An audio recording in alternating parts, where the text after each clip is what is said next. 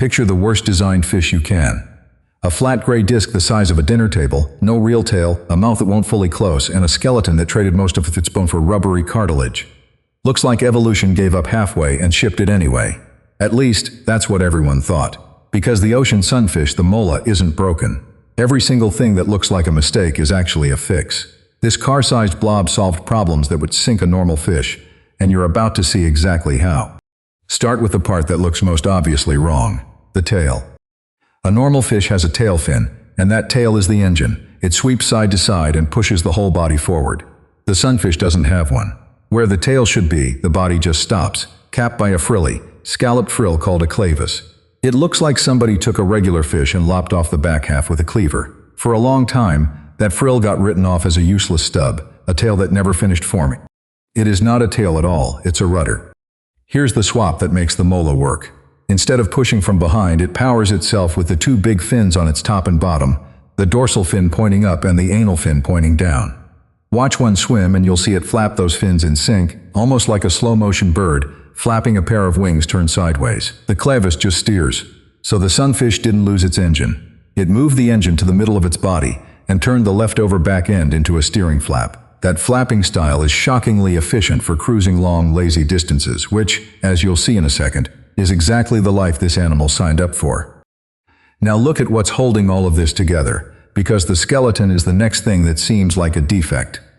Big fish are usually built around a solid frame of bone. The sunfish skips a lot of that. Large parts of its skeleton are cartilage, the same flexible, lightweight stuff that's in your nose and your ears. To a casual eye, that reads as weak. A car-sized animal made of mostly rubber instead of bone sounds like it should fold under its own size. But growing bone is expensive. Bone needs a steady supply of minerals and energy to build and maintain, and the bigger you get, the more it costs. Cartilage is cheaper to grow and far lighter for its size. By going mostly cartilage, the mola gets to balloon up to enormous proportions without paying the brutal mineral bill that a fully boned fish that size would owe.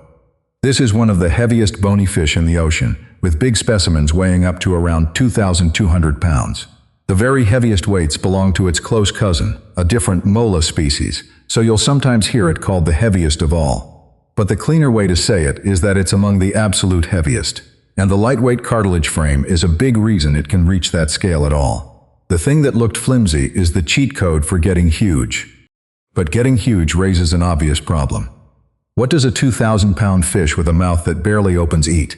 This is where the diet explains everything else. The sunfish is, more than anything, a grazer of jelly. Its core menu is jellyfish and other gelatinous drifters, things like salps and siphonophores, the clear, blobby, low-effort animals floating through the open ocean. It rounds that out with the occasional small fish or bit of squid, so it's not a pure jellyfish specialist. But the bulk of what it eats is basically seawater wearing a thin skin. That diet is a problem, and a clever one. Jellyfish are almost nutritionally empty. They're mostly water, with very few calories per bite. So to run a body the size of a small car on a diet of glorified water, the mola can't be picky and it can't be in a hurry. It has to drift through huge volumes of ocean, eating more or less constantly, vacuuming up enough low-calorie jelly to keep the lights on. Suddenly that slow fin-flapping cruising style makes sense. It is the perfect tool for a grazer that needs to cover a lot of water without burning much fuel. The body, the swimming, and the food all click into the same picture. You may have seen the next quirk yourself, because it's the one people recognize, and it's been misunderstood for centuries. A giant sunfish lying flat on its side at the surface, one fin sticking up out of the water, just basking in the sun like a swimmer who fell asleep on a pool float. It's where the animal gets its name. For ages this looked like the laziest, most pointless behavior imaginable, a sick or dim fish doing nothing. It's doing two jobs at once and both are survival. If you're enjoying watching a broken animal turn into a precision machine, stick around because this basking trick is where the whole design pays off. Job 1 is heat. The sunfish dives deep to find its food, slipping down into cold, dark water where jellyfish drift. That cold water saps its temperature and slows it down. So after a long, chilly dive, it climbs back up and lies flat at the surface, turning that huge, flat disc broadside to the sun like a solar panel, soaking up warmth to recharge before the next descent. The flatness that looks awkward becomes a perfect sunbathing shape. Job 2 is even better. The sunfish carries a heavy load of parasites, dozens of different kinds clinging to its skin. When it lies at the surface, it opens a cleaning station. Seabirds land and pick parasites off its exposed side, and small cleaner fish work the rest. The mola has even been seen rising up to invite birds to get to work. So the lazy basking is really a deep cleaning, body-rewarming pit stop. The animal that looked like it was wasting the afternoon is running maintenance on two systems at the same time. Which brings us to the strangest gamble of all, the way it makes more of itself. Every quirk so far has been about surviving as one enormous, slow, fragile-looking adult. Reproduction flips the whole strategy upside down. A single female sunfish may carry as many as 300 million eggs at once, a number so high it's been called one of the largest of any vertebrate on the planet. That figure comes from an estimate made from one large female, so treat it as a jaw-dropping ceiling rather than a precise head count, but even hedged, it's staggering. Why pump out that many? Because almost none of them will make it. Out in the open ocean, sunfish eggs and newborns are drifting snacks for everything. The odds of any single egg surviving to adulthood are vanishingly small, so the mola plays a pure numbers game. Flood the entire ocean with hundreds of millions of lottery tickets, and a tiny handful will beat the impossible odds and grow up. And here's the detail that ties a bow on the whole creature. Those rare survivors don't start out as flat gray discs. The larvae are minuscule, just a couple of millimeters across, and they're covered in spiky armor that makes them look like tiny floating stars or microscopic medieval weapons.